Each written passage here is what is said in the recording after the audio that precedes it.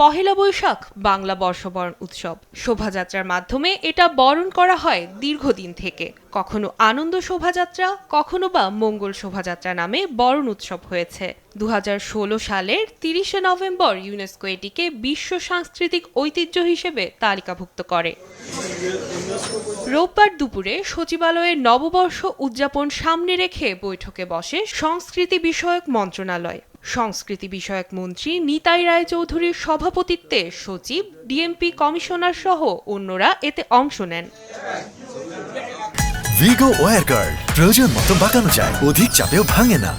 ভিগো। বৈঠক শেষে কথা বলেন সংস্কৃতি মন্ত্রী।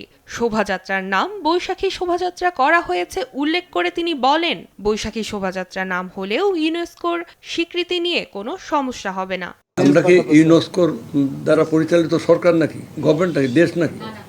এখানে ইউনেস্কো আগে যখন ইয়ে ছিল, মানে আনন্দ শোভাযাত্রা ছিল, তখন তো ইউনেস্কো ছিল।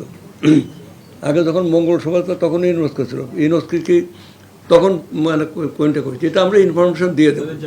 আমরা জাস্ট জানিয়ে দেবো যে আমরা আমাদের দেশে এখন থেকে বৈশাখী শোভাযাত্রা হবে, এইটাই আমাদের ঐতিহ্য।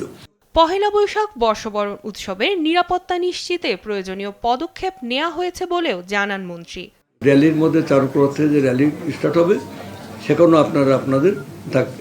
সেখানে আমাদের ছাত্র সংগঠনের লোকজন থাকবে, ছাত্ররা থাকবে, তারপরে সেখানে মানুষ থাকবে, সাংবাদিকও থাকবে।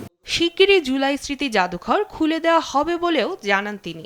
জুলাই স্মৃতি জাদুঘর আমাদের এখনও কাজকর্ম সব কমপ্লিট হয়নি। আরিফিন ঈশা, দেশ টিভি, ঢাকা।